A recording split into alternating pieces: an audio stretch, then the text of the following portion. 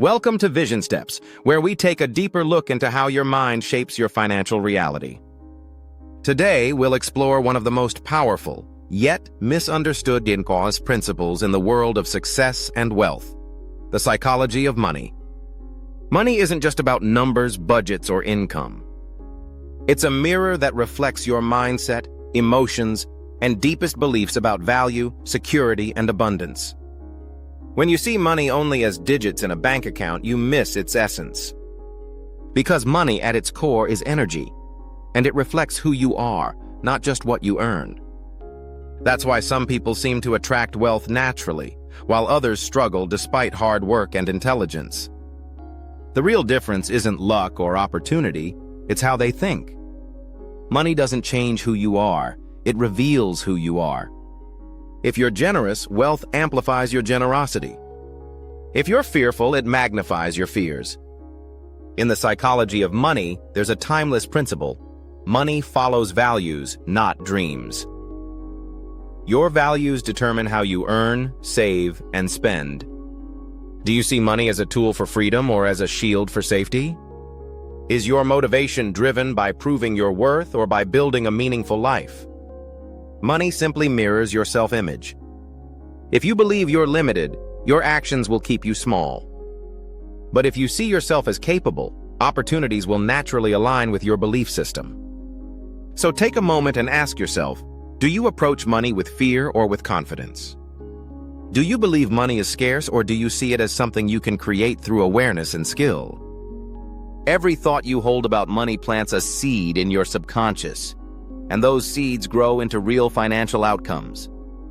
Most of our financial decisions aren't logical, they're emotional and subconscious. The stories you heard growing up, from your parents, culture, or environment, shaped how you see money today. Maybe you've heard phrases like, "Money is the root of all evil." "Rich people are greedy." "Money can't buy happiness." These phrases sound harmless, but they build deep emotional blocks. They program your subconscious to associate wealth with guilt, danger, or corruption. This is what psychologists call the subconscious poverty mindset. And to change it, awareness is the first step. Take a pen and write down 5 sentences you often heard about money when you were young. Then ask yourself, are they really true? Do I still want to live by them? When you start questioning these beliefs, you realize that money was never the problem. The story around it was. Money itself is neutral. It's neither good nor bad. It simply takes on the energy and intention of the person who uses it. If you look closely, you'll see that spending and saving are emotional behaviors. We often spend not because we need something, but because we crave a feeling, comfort, status, or validation. Every purchase communicates something about how we feel inside.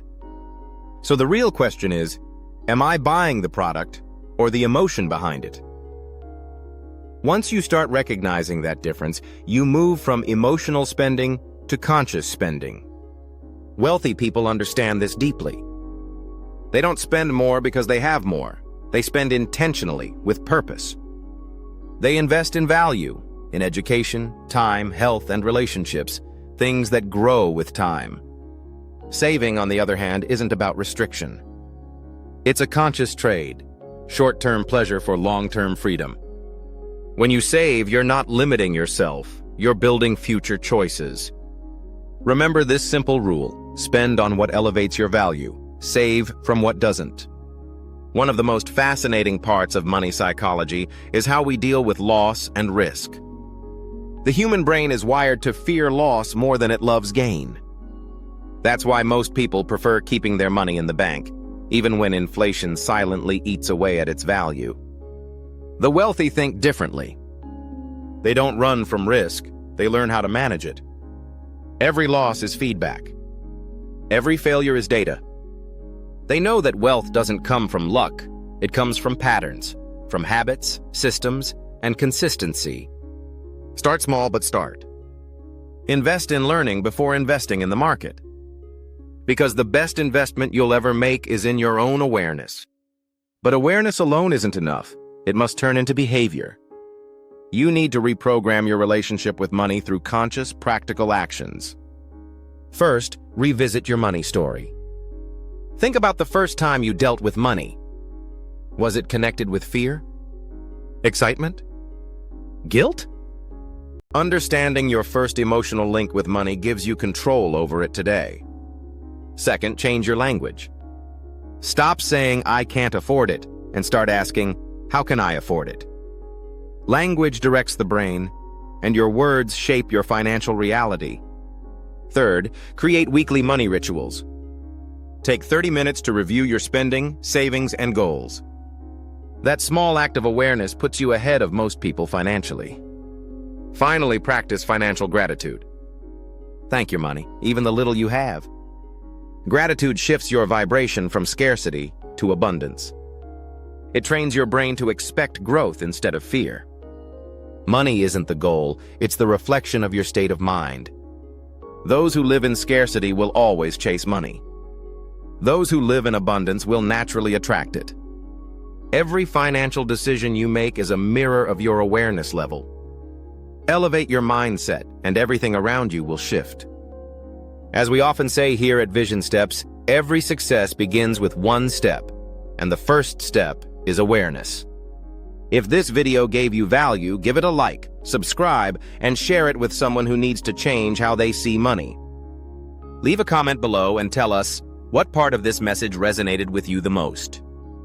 Money doesn't love those who fear it. It loves those who understand it. Start with yourself, and the rest will follow.